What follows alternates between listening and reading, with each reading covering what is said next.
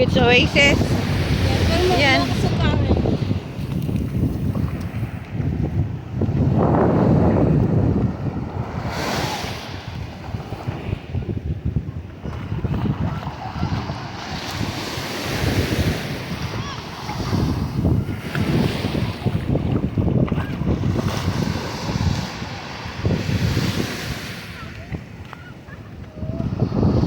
May nakukuha ka pa ba?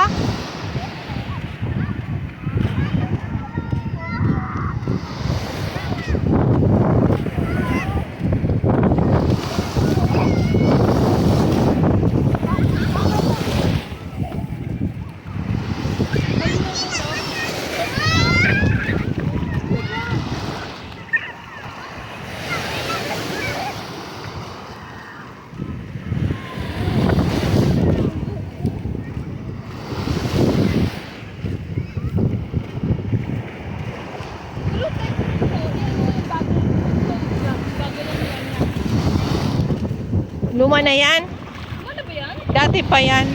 Bakit hindi pinapansin yan dito ako? Dati pa yan. Oo, ako lang talaga hindi nakakakita.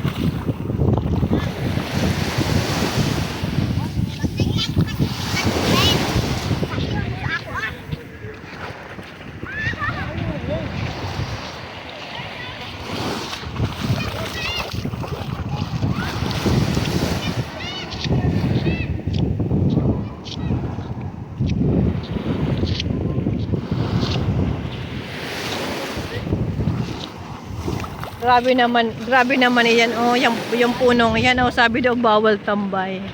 Bawal ang tambay. Bakit ba? Ito ba yung mga tirog na patago?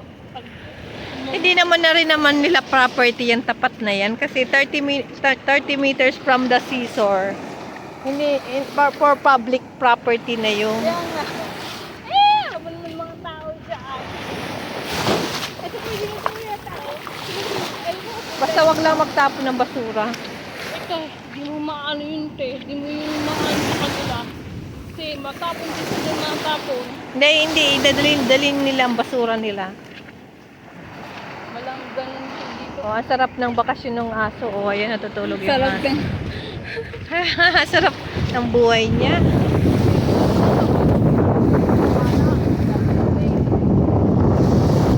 Mga inalon, yung ano na yan, sumabay sa alon.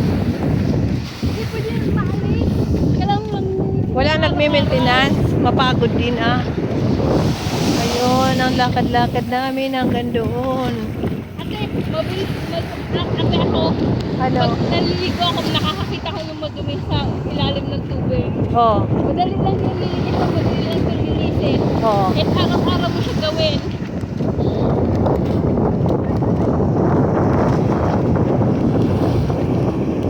Lakad-lakad kami hanggang doon sa dulo doon. Ay, hindi ko na. Saan? Saan mo pakulit ka? Ute, madali lang to. Ate, kung maano ka. Ano? Hindi ka maano, yung siguro yung mga bisita mo. Sige lang na tapos kain sa ano ba? Kaya siguro ayaw ko yung ng galing ng mga tao sa property. Kaya ayaw ko yung niya. Well, okay lang yung experience ko. Hindi, may nagnanakaw sa amin. Nagnanakaw ng kung ano-ano. Yun lang.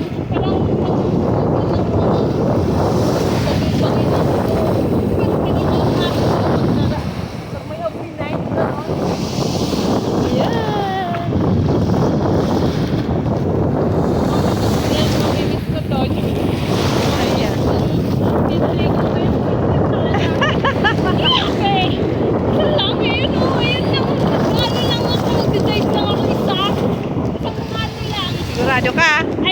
ka lang.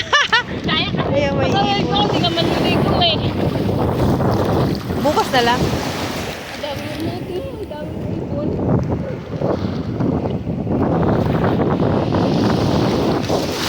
Oh! Dapat ay salpapita natin yung sa takli na ito. Ha? Kahit wag na. Ayaw ko, hindi na kasi salpapita kasi makulong naman ako ng mga oil. Kasi iba ng karon dito, tignan mo. Sarap. Ayan, ganito.